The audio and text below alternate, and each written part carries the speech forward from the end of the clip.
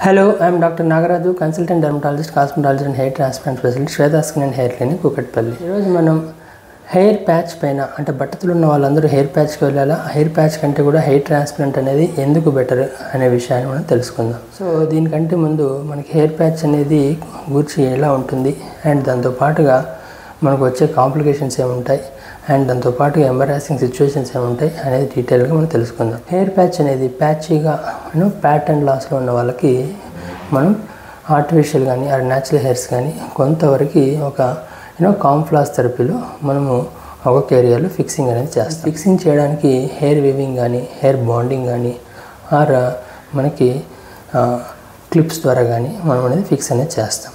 అయితే hair weaving and clips అనేటువంటివి ఈజీగా మనకి రిమూవ్ చేయబడేటివి, కానీ హెయిర్ బాండింగ్ అనేది మాత్రం ఒకసారి ఫిక్స్ చేసామంటే 15 days నుంచి 45 days వరకు మనకు అలాగే ఫిక్స్ అనేది ఉంటుంది. సో యాక్చువల్గా ఇందులో మెథడ్ ఆఫ్ ఫిక్సింగ్ ఏదైనా కానీ అన్నిట్లలో కూడాను కంపల్సరీగా మనము రెగ్యులర్గా మనం రీఫిక్సింగ్ అనేది చేయాలి. దాంతోపాటుగా ఓల్డ్ ఏరియాలో ఏదైతే ఫిక్స్ చేసామో దాన్ని నీట్గా క్లీన్ చేయాలి. దానివల్ల మనం వాడే హానికరమైనటువంటి గ్లూస్ వల్ల కొంత రియాక్షన్స్ అట్లాంటివి ఏమైనా ఉన్నా వాటిని కూడా మనం ప్రాపర్గా ట్రీట్ చేసుకోవాలి. అదే కాకుండా ఒకసారి మనం హెయిర్ ప్యాచ్కి వెళ్ళాక అక్కడ కొంచెం పలచబడిన హెయిర్స్ కానీ ఆర్ కొంచెం వీక్గా ఉన్న హెయిర్స్ కానీ వాటి యొక్క ఎఫెక్ట్స్కి అండ్ ప్రెషర్కి అక్లూషన్కి తొందరగా బట్టతలు అనేది ఇంకా ఫాస్ట్గా ప్రోగ్రెస్ అయ్యే ఛాన్స్ అనేది ఉంటుంది. సో కాబట్టి అది హెయిర్ ప్యాచ్ వల్ల వచ్చేటువంటి డిసడ్వాంటేజ్. బట్ అడ్వాంటేజ్ అంటే మనకి ఇమీడియట్గా వితిన్ 1 hourలో very best output and physical appearance అనేది ఇంప్రూవ్ అవుతూ ఉంటుంది. అదొకటే కాకుండా హెయిర్ ప్యాచ్ యొక్క కాస్ట్ అనేది ఇనిషియల్గా వెరీ తక్కువగా ఉంటుంది. సో చూశారు కదా. అండ్ బట్ హెయిర్ ప్యాచ్ యొక్క డిసడ్వాంటేజ్ ఏంటంటే వెరీ రెగ్యులర్గా 15 days to 1 month మనం మెయింటైన్ చేయాలి. అండ్ ఎవ్రీ 1 to 2 years ఒకసారి కొత్త ప్యాచ్ కొనుక్కోవాలి. దానివల్ల క్యూములేటివ్గా after 3 years you tend to pay more than hair transplant. అంతేకాకుండా మనకి ప్యాచ్ చేసినాక మనకి ఇరిటేషన్ అండ్ చెమటరాడడం అండ్ మాటికి హ్యాండ్ అక్కడికి వెళ్ళడం కానీ అండ్ ఎవరైనా మనకి సోషల్ సిచ్యువేషన్స్లో మనం ప్యాచ్ చేసుకున్నామని ఐడెంటిఫై చేస్తారని ఒక ఇన్ఫీరియారిటీ కాంప్లెక్స్ కూడా మనకి డౌన్ ది లైన్ ఒక్కొక్కసారి కొంతమందిలో క్రియేట్ అనేది కావచ్చు. బట్ హెయిర్ ట్రాన్స్ప్లాంట్ యొక్క అడ్వాంటేజ్ ఏంటంటే మనకి దీనిలో ఏంటంటే వెరీ న్యాచురల్ హెయిర్స్ ఉంటాయి. సో గుండు చేసినా, ట్రిమ్ చేసినా, షేప్ చేసినా, కలర్ చేసినా, ఎవరైనా పట్టుకునేలాగైనా మనకి ఎటువంటి ఇబ్బంది అనేది ఉండదు. సో బట్ హెయిర్ ట్రాన్స్ప్లాంట్ అనేది ఒక డిసడ్వాంటేజ్ ఏంటంటే మనకి డోనర్ ఏరియా అనేది మితంగా ఉంటుంది. అంటే మనకి అడ్వాన్స్డ్ బాల్నెస్లో కొంత మనం కాంప్రమైజ్ అనేది కావక తప్పదు. So 70 to 80% area of the advanced baldness area అనేది మనం ట్రాన్స్ప్లాంట్ ద్వారా మనం రీప్లేస్ అనేది చేయవచ్చు with moderate density. So but ఏంటంటే ఇందులో న్యాచురల్ హెయిర్స్ అనేది ఉంటాయి. సో కొంతమంది అనుమానాలు, అపోహలు ఎలా ఉంటాయంటే హెయిర్ ట్రాన్స్ప్లాంట్ అయ్యాక రెగ్యులర్గా మెయింటైన్ చేయాలా లేదా అనేసి.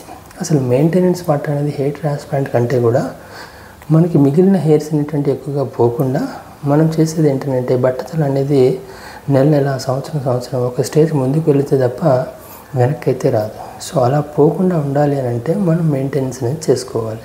బట్ ట్రాన్స్ప్లాంట్ హెయిర్స్ ఎలా ఉన్నాయో అలాగే ఉంటాయి.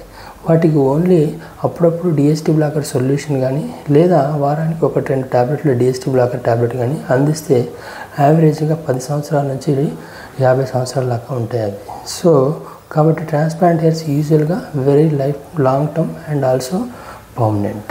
బట్ విగ్ అనేది very temporary and also every మంత్కి ఒకసారి మనం దాన్ని రీగ్లూ అండ్ రీబాండింగ్ చేసుకోవాలి. అండ్ ఎవ్రీ 1 to 2 years ఒకసారి కొత్త ప్యాచ్ అనేది తీసుకోవాలి.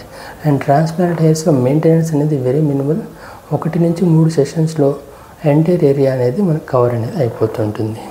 హెయిర్ బాండింగ్లో విషయానికి వస్తే సింగిల్ టైంలో వితిన్ 1 hourలో అనేది అయిపోతుంటుంది. కాంప్లికేషన్ విషయానికి వస్తే మనకి హెయిర్ ట్రాన్స్ప్లాంట్లో చాలా వరకు యూట్యూబ్లో చనిపోవడాలు కానీ దాంతోపాటుగా కంటిపోవడం కానీ లేదంటే పెట్టిన చోట చాలా వరకు రియాక్షన్స్ రావడం కానీ అనేసి చదువుతుంటారు. But always remember a qualified dermatologist and qualified personnel and experienced personnel and already మనకి కౌన్సిల్ చేసుకున్న పర్సనల్తో అయితే మాత్రమే మనకి ట్రాన్స్ప్లాంట్ అనేది వెరీ సేఫ్. ఎవరు పడితే వాళ్ళు చేసుకోవడం వల్ల మనకి ఇబ్బంది ఉండదు. ఎందుకంటే ప్యాచ్ టెక్నీషియన్ దగ్గరికి వెళ్ళేసి హెయిర్ ట్రాన్స్ప్లాంట్ చేయమంటే వాళ్ళు కూడా హెయిర్ ట్రాన్స్ప్లాంట్ చేయడానికి ట్రై చేపిస్తారు, కానీ టెక్నీషియన్ ద్వారా అవుతాయి అండ్ ఇంపార్టెంట్ పీపుల్ ద్వారా కావు. సో కాబట్టి always remember hair transplants very safe. But పర్యవేక్షించిన డాక్టర్ ద్వారా అవుతేనే వెరీ సేఫ్.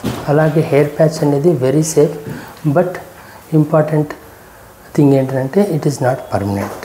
సో చూశారు కదా, మీకు ఇంకా ఏమైనా హెయిర్ ప్యాచ్ కానీ హెయిర్ ట్రాన్స్ప్లాంట్ కానీ ఏమైనా డౌట్స్ ఉంటే tell me in the comments, I will reply to you.